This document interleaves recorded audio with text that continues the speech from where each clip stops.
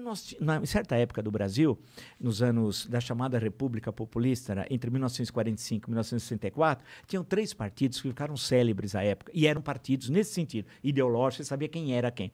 Que era a União Democrática Nacional, a UDN, o Partido Trabalhista Brasileiro, que não é essa palhaçada de hoje, e o PSD, que também não é o de hoje, o Partido Social Democrata. Então, tinha expressões que as pessoas usavam, por exemplo, você está parecendo um udenista, quando se combatia a corrupção, né? Porque a UDN tinha parlamentares famosos, discursavam muito bem, combatia a corrupção, tinha força presença nas classes médias urbanas e tal. O PTB era vinculado aos sindicatos, era no seu trabalho. E o PSD era dos antigos interventores na ditadura do Estado Novo, grosso modo. E tinha depois alguns outros partidos que orbitava, o Democrata Cristão, que era pequeno, mas tinha ideologia, foi depois da guerra, né? Então, o Partido Libertador do Rio Grande do Sul, que sempre foi parlamentarista, mas tudo isso acabou, porque aí veio a ditadura militar, criou à força 2 partidos, Arena e MDB.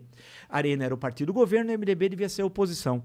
Naquele momento havia um medo tão grande em 65 de ir para a oposição, que faltou número para conseguir ter o partido. Então, o Castelo Branco pediu que o pessoal da Arena fosse para o MDB. Inacreditável, porque não tinha um número mínimo. Porque os tempos eram de cassação. Você tinha mandatos que se perdia um mandato, você caçava vereadores, deputados. Caçava era o seguinte, por alguma razão, sem imputar, sem processo, sem nada. E você caçava vereador, prefeito, deputado estadual, deputado federal, governadores, né?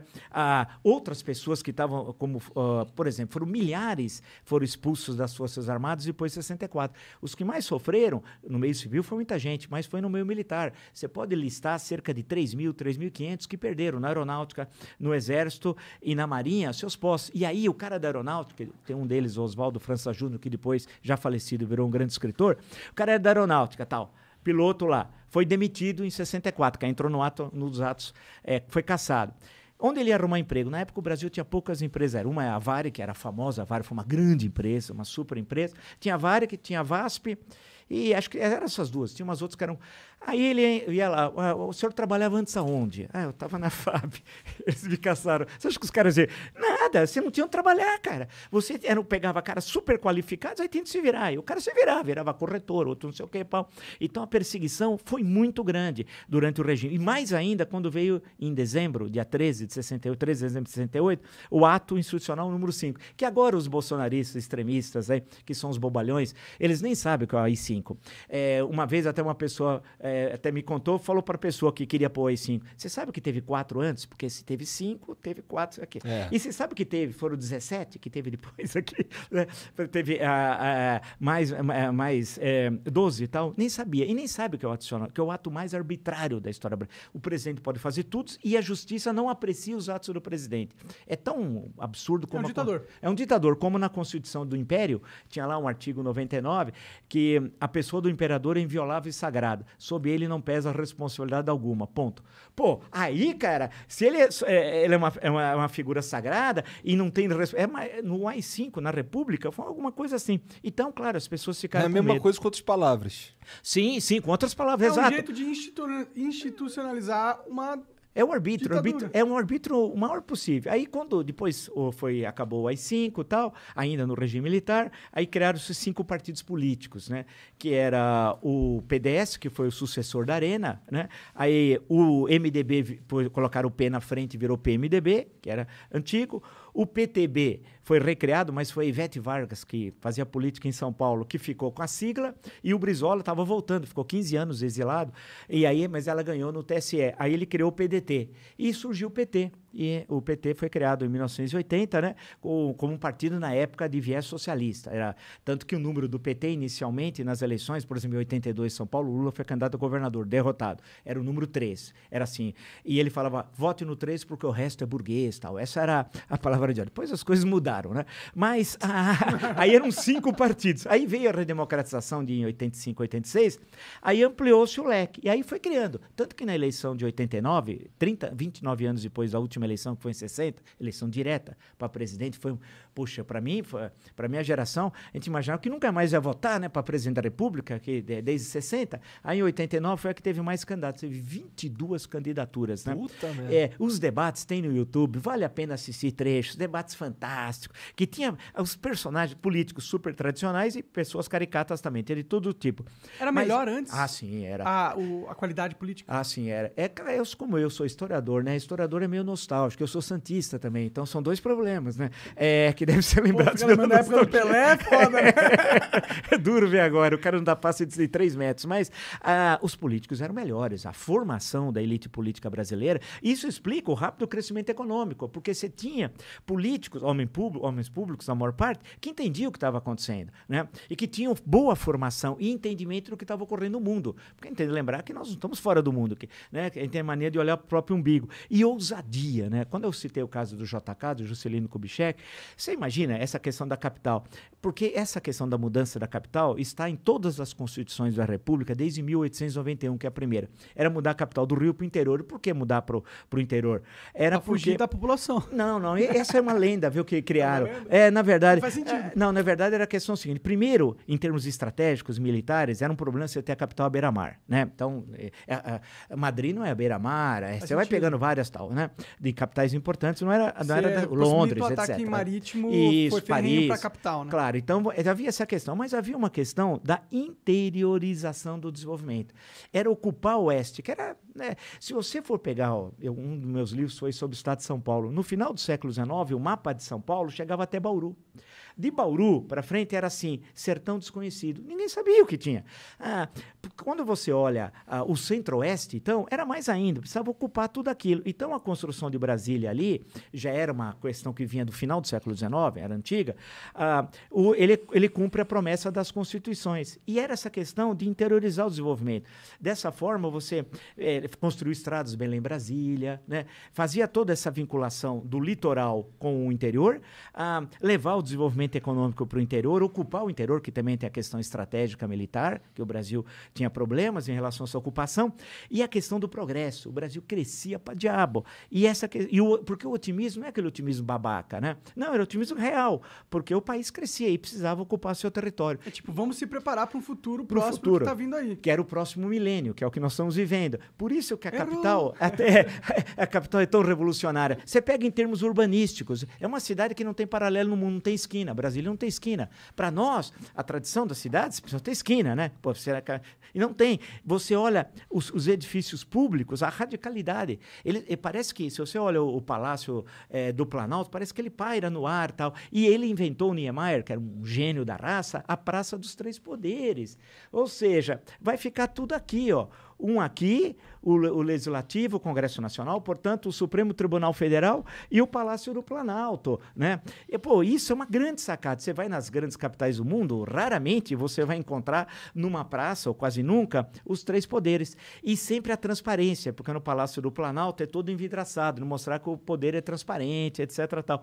Então havia tudo aquilo, e as pessoas melhoravam de vida, concretamente. Um dos meus trabalhos que eu fiz, que eu gosto muito, que é a história da migração nordestina para São Paulo, chama Quando Eu Vim-me Embora, que é uma passagem de uma música, né? Do Caetano Veloso até. E aí, a migração, você pega os romances dos anos 30, que muitas vezes a gente lê na escola, Vidas Secas, o 15, um do Graciliano Ramos, outro da Raquel de Queiroz, todos terminam da mesma forma, migrando para São Paulo.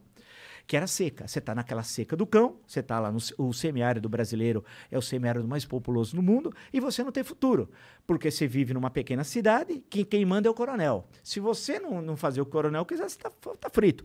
Então, as secas sucessivas vai destruindo a infraestrutura econômica, mas mantendo o poder político do coronel. Então, você tem, no final do Vidas Secas, por exemplo, você tem um deslocamento. Assim, a Vitória fala para o Fabiano, fala, aqui não dá, eu quero criar os 2 filhos, aqui chega, não dá mais, e vem a migração para o Sul. O Sul traduz-se por São Paulo. Então, essa migração, a partir de, especialmente 1945, mas já vem antes, até final dos anos 70, é o maior deslocamento populacional no mundo ocidental. Foi aqui, que ficou conhecido como Paus de Arara, porque na verdade, a maior parte veio por via ferroviária. Os Paus de Arara eram caminhões que a carroceria era adaptada e eles colocavam bancos, cobria, chegavam a colocar 100 pessoas. Você imagina, uma loucura, é uma loucura. E em cima cobriam, colocava as malas na parte de cima, tal, que vinha um todo assim. E seja o que Deus quiser, saía do norte da Bahia, depende do lugar. Aí foi, nessa época, a Rio Bahia, em 1949, foi inaugurada a Rio Bahia, que era de terra. Tanto que os relatos de fotos, de personagens com quem eu conversei, pessoas que migraram, e são histórias de vida super bonitas, eles falaram, realmente, eles chegavam vermelhos, porque, aquela poeira, você passava 5, 6, 7, e quando o caminhão caminhão quebrava. E quando você não tinha mais dinheiro, e tinha cidades que se recusavam a alimentar os paus de arara. O cara queria comprar, não, aqui você não vai comprar, não. Não para, se transmite doenças, porque é toda uma discriminação em relação ao migrante. Eu lembro de um episódio de Montes Claros, em Minas Gerais, que isso, na época, eu vi isso na documentação. Aí o cara chega aqui em São Paulo, com a cara e com a coragem. Muitas vezes ele tem um parente, tem um papelzinho que o sujeito diz que mora na Moca, mas ele não tem a mínima ideia onde é a Moca, né? É um primo dele, que sempre teve um que veio primeiro, geralmente é assim. E aí ele vai em busca do cara. Ah, não é na Moca, ele foi para Osasco. Ele fala, pô, mas eu não sei. Achava o parente. Aí ele começava a trabalhar. E aí tem um fenômeno que eu acho fantástico, que o Brasil é um país maravilhoso. Na Inglaterra, a Revolução Industrial, os chamados cercamentos, quando você começa a cercar as propriedades rurais, a população é expulsa para as cidades. Aí vem a Revolução Industrial, especialmente no final do século XVIII, né, a primeira fase. Então você tem um deslocamento. Isso demora cerca de 2 séculos, esse deslocamento. Aqui no Brasil, o cara saía do Sertão Central, vou pegar aqui Xeramobim, que é uma cidade que eu conheço no Sertão Central do Ceará. O cara saía de lá, andava a pé não sei quantos, com a família, conseguia pegar um trem, descia, muitos vinham a maior parte por via ferroviária. Chegava aqui, com a cara e com a coragem, aqui no Brás, na hospedaria que tinha aqui na hoje Estação Roosevelt, né? Chegava aí. Aí era anotado que ele era, o que ele ia fazer? Profissão, não tinha nenhuma. Claro, o cara estava chegando, o cara era um sertanejo, mas ele tinha um primo que morava em Osasco, trabalhava numa fábrica. O que ele ia fazer? E o Brasil crescia muito, uma forte indústria. Ele ia procurar o primo falava, vou tentar ver se eu arrumo um trabalho para você na fábrica. Arrumava. 2 dias depois. Aí você tinha aquelas máquinas, que não eram, evidentemente, tão sofisticadas à época. O primo, que trabalhava na máquina lá, ensinava para ele. Em 3, 4 dias, ele sacou como era a máquina. Uma semana depois, a produtividade dele era quase igual ao do primo. Então, ele dava um salto em 2 semanas, saindo de Quixeramobim, chegando a Osasco, o que na Inglaterra demorou 2 séculos. E se adaptava a um novo regime de trabalho, e veja a produtividade dele. Ele trabalhava no semiárido, a produtividade era quase 0, e salta para uma indústria. Pô, você tem um salto evolutivo fabuloso. E aqui, naquela época, era exigido 2 documentos. Carteira do trabalho, senão era a polícia, falava TEG preso. Precisava ter a carteira de trabalho, senão era vagabundagem. TEG preso, era o famoso TEG preso. Precisava mostrar a carteira. E outro documento, de eleitor. Eram os 2 documentos que eram fundamentais. Não era a carteira de identidade, isso é a posteriori, como elementos mais importantes. E o título eleitor, veja, a carteira do trabalho, ele ia ser registrado. Você imagina, lá no Ceará, ele nem sabia que era carteira do trabalho. Não sabia que era fábrica, que era registro, que era salário. E ter direitos sociais, porque tinha CLT. Aí falaram para ele que tinha um tal de sindicato. Mas eu não sei quem é o sindicato. É um cara que trabalha aqui? Não, o sindicato é a organização. Se filiava. E aí recebeu o título eleitor. Ele ia poder votar. E votar em quem ele queria. Porque lá em Quixeramobim ele votava no que o coronel mandava. Falava, olha, você tem de votar. Aqui, daí que tem os fenômenos Jânio e Adhemar em São Paulo, Jânio Quadros e Adhemar de Barros, que são lideranças populistas e muito dinâmicas no campo econômico. Aí ele passa a votar em quem ele quer. Pô, isso é uma tremenda revolução política, uma revolução econômica e uma revolução de vida. Porque ao chegar aqui, o que ele quer? Educar os filhos. Aí há muita demanda pelo ensino público e tal. E o que vai ocorrer? Ele, aqui em São Paulo, vai viver melhor do que o pai dele, que ficou lá em Quixeramobim. E o filho, que vai entrar na escola, vai viver melhor que o pai aqui. Então, você tem essa progressão no interior das próprias famílias. Então, o progresso está concreto. Toda a zona leste de São Paulo é mais ou menos ocupada nesse período, até São Miguel Paulista, porque tinha algumas fábricas que eram referências aqui em São Miguel Paulista, por exemplo, e que as pessoas, a Nitroquímica, tal, tinha uma série de empresas que as pessoas vinham. E tanto que São Miguel, uma época, ia chamar São Miguel dos Nordestinos, teve até um plebiscito, mas depois acabou ficando só como São Miguel tal. Na Zona Sul de São Paulo, idem também, a forte presença nordestina. E aí você tem, e no ABC, o Lula é produto desse processo histórico, né? São Bernardo, São Caetano, Santo André, e a região metropolitana, e mesmo o interior de São Paulo, que recebe muitos imigrantes. Muitas cidades têm até nome de cidades baianas, por isso que elas passam a receber depois o nome Paulista, porque era idêntico ao nome que tinha na Bahia. Entendi. E não pode ter 2 cidades com o mesmo nome. Então, então você tem aquele crescimento. Então, o país dava tudo certo.